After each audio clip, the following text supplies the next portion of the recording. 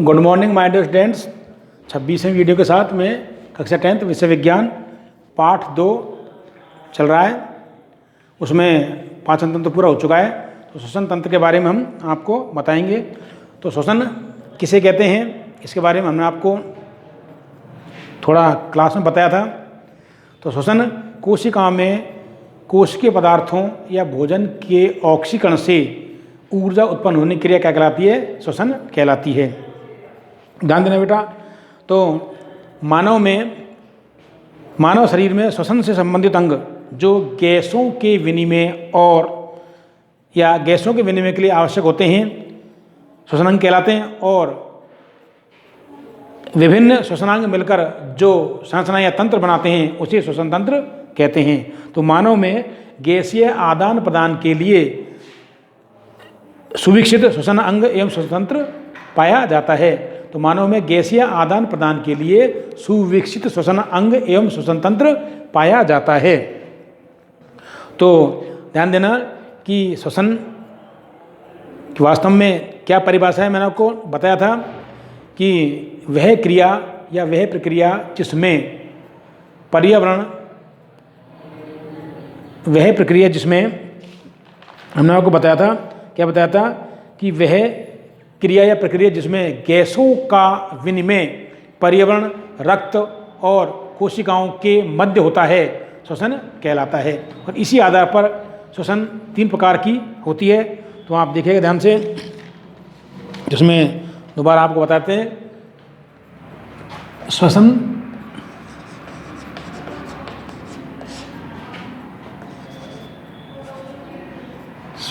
अंग एवं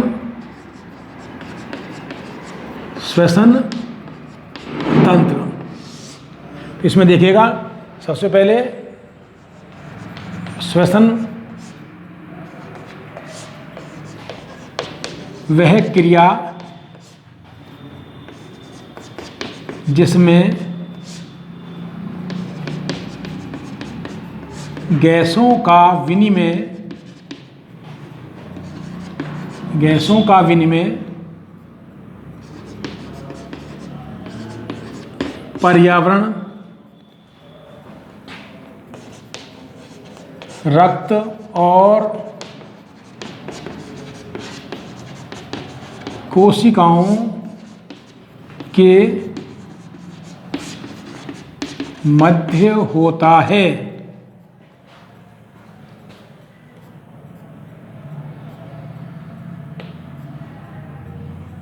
उसे श्वसन कहते हैं। होता है तो उसे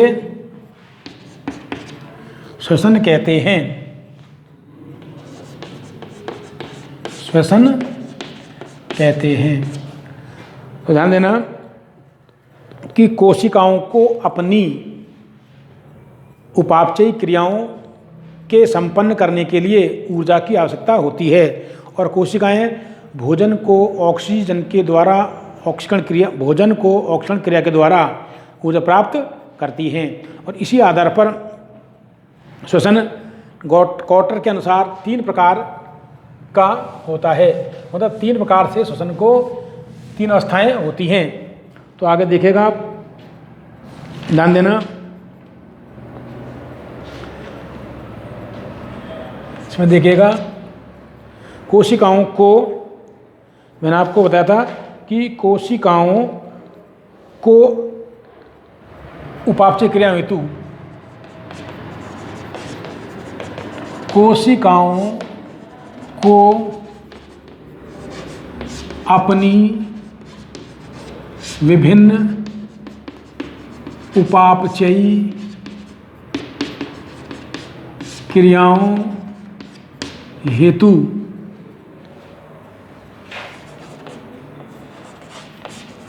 ऊर्जा की आवश्यकता होती है। किस आवश्यकता होती है? ऊर्जा की आवश्यकता होती है। आगे देखना, अतः ऊर्जा प्राप्त करने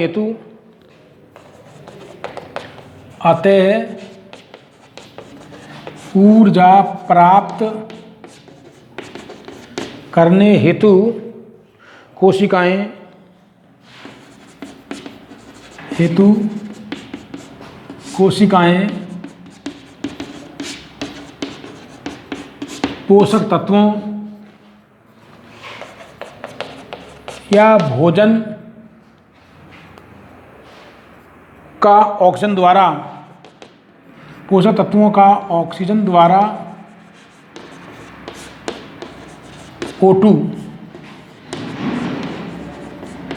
O2 द्वारा ऑक्सीकरण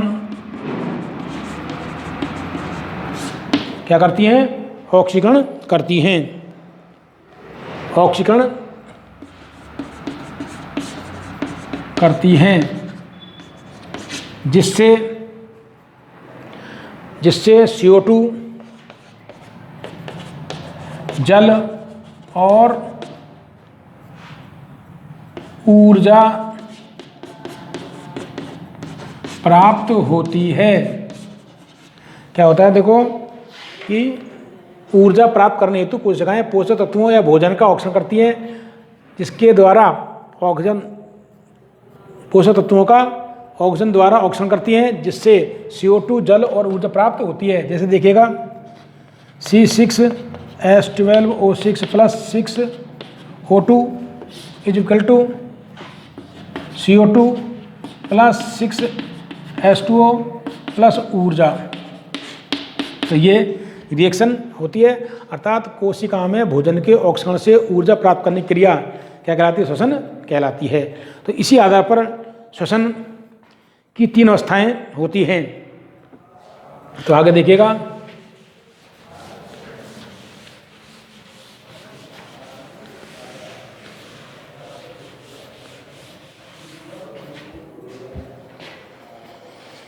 तो ध्यान देना आगे।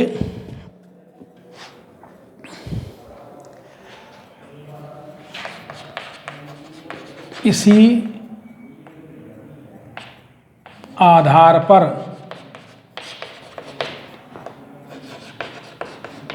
श्वसन की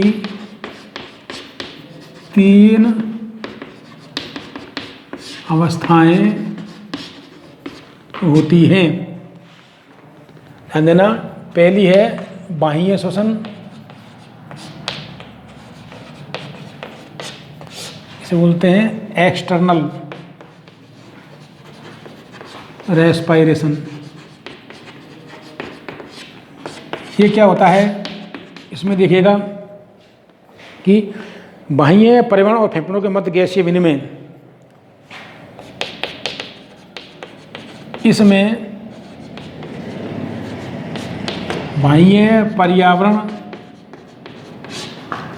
और फेफड़ों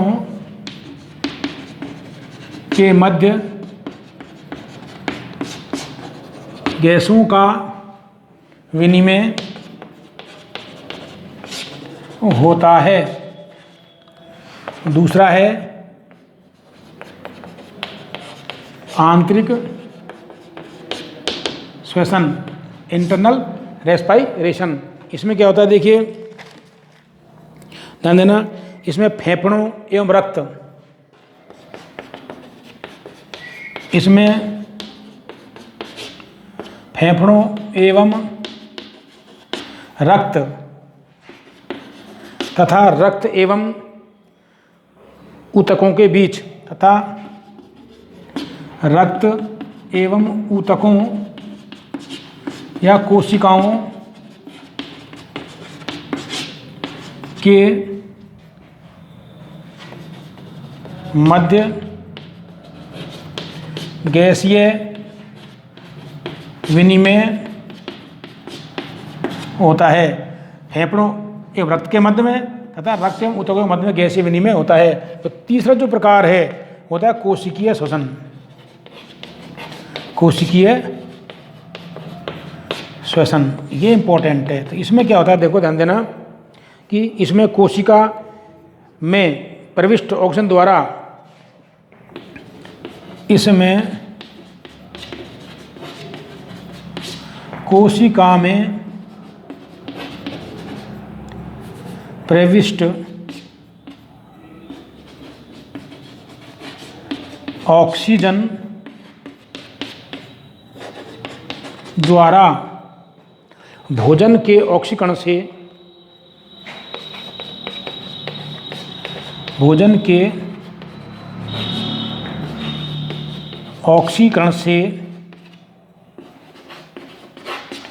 ऊर्जा प्राप्त होती है। भोजन के ऑक्सीकरण से ऊर्जा प्राप्त होती है। तो यही मेन चीज़ है। तो ध्यान देना, श्वसन 3 अवस्थाएं होती हैं। बाह्य श्वसन, इसमें बाह्य परिवहन और फेफड़ों के मध्य गैसीय क्या होता है, आदान प्रदान होता है। दूसरा है आंतरिक, इसमें फेफड़ों एवं रक्त एवं कोशिकाओं या ऊतकों के मध्य में गैसीय आदान प्रदान होता है। और कोशीय श्वसन में क्या होता है कि कोशिका में ऑक्सीजन प्रवेश करने के पश्चात कोशिका भोजन का ऑक्सीकरण करती है और उससे ऊर्जा प्राप्त होती है। तो अतः हम कह सकते हैं कि वास्तव में इसकी जो परिभाषा है वो क्या होगी, देखिएगा कि कोशिका में भोजन के ऑक्सीकरण से ऊर्जा प्राप्त करने की क्रिया क्या कहलाती है, श्वसन कहलाती है। तो अंत में क्या आता है परिभाषा के रूप में,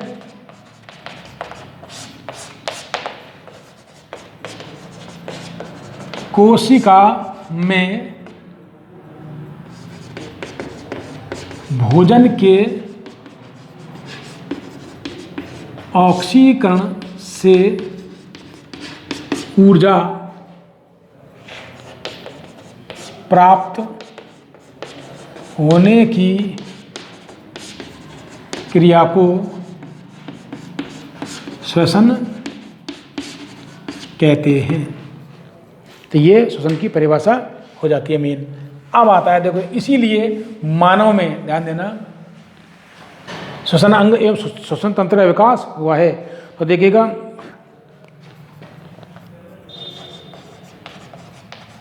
श्वसन अंग एवं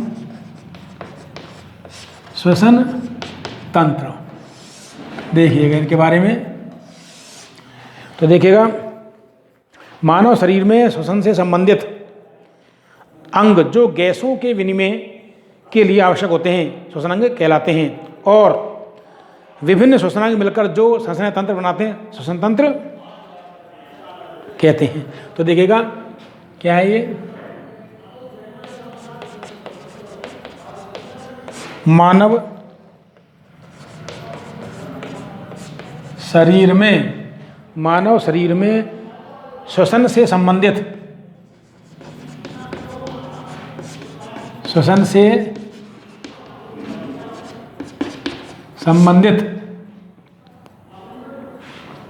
मानव शरीर में श्वसन से संबंधित अंग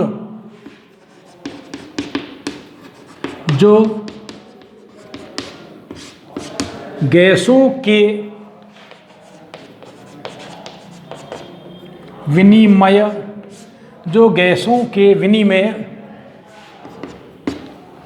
से संबंधित होते हैं, जो गैसों के विनिमय के लिए आवश्यक होते हैं, विनिमय के लिए आवश्यक होते हैं, श्वसन अंग कहलाते हैं। श्वसन अंग कहलाते हैं, क्या कहलाते हैं, श्वसन अंग कहलाते हैं। और विभिन्न श्वसनांग मिलकर और विभिन्न श्वसनांग मिलकर जो संरचना या तंत्र बनाते हैं उसे श्वसन तंत्र कहते हैं। तो देखिएगा क्या है ये कि मानव शरीर में श्वसन से संबंधित अंग जो गैसों के विनिमय के लिए आवश्यक होते हैं, किसके लिए, O2 और CO2 को विनिमय के लिए आवश्यक होते हैं, श्वसन अंग कहलाते हैं। और विभिन्न श्वसनांग मिलकर जो संरचना या तंत्र बनाते हैं उसे श्वसन तंत्र कहते हैं। अतः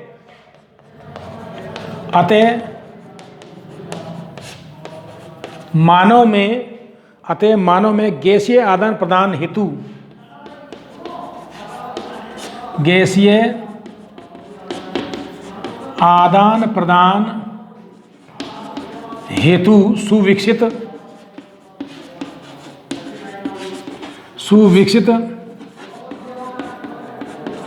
श्वसन अंग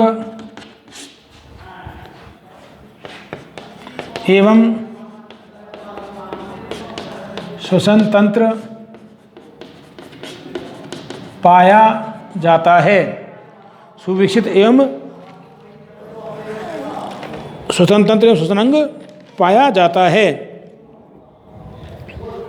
अब देखिएगा ध्यान से कि मानव में गैसीय आदान प्रदान हेतु सुविकसित श्वसन अंग एवं श्वसन तंत्र पाया जाता है। तो अब देखिएगा श्वसन तंत्र कि वास्तव में श्वसन तंत्र क्या है। देखिएगा श्वसन तंत्र की परिभाषा। श्वसन तंत्र, ध्यान देना,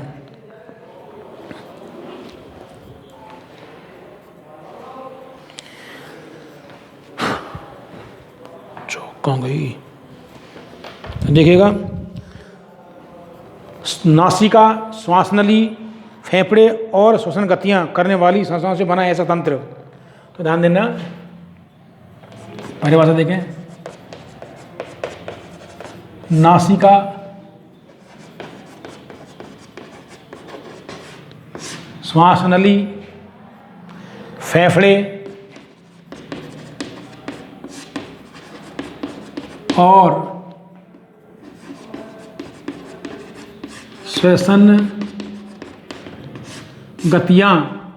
और श्वसन गतियां करने वाली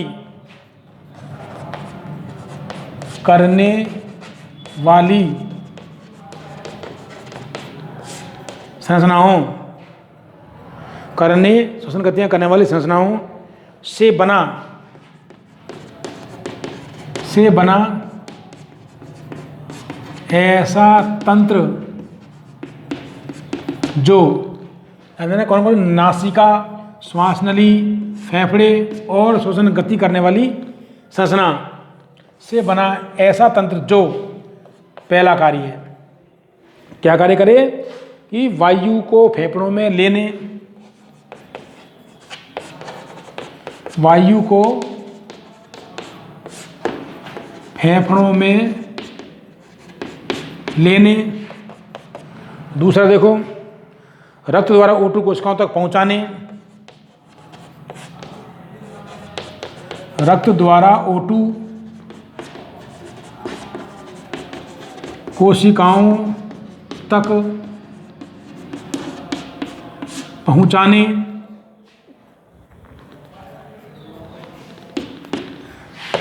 तीसरा देखें, पचित भोजन के ऑक्सीजन से ऊर्जा प्राप्त करने, पचित भोजन के ऑक्सीकरण से ऊर्जा प्राप्त करने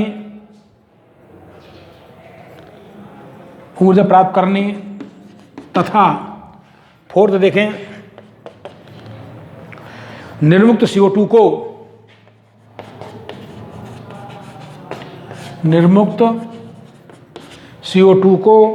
फेफड़ों के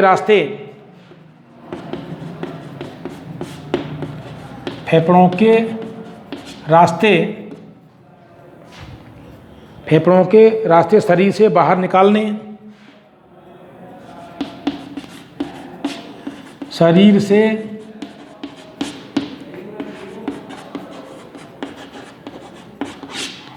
बाहर निकालने का कार्य करता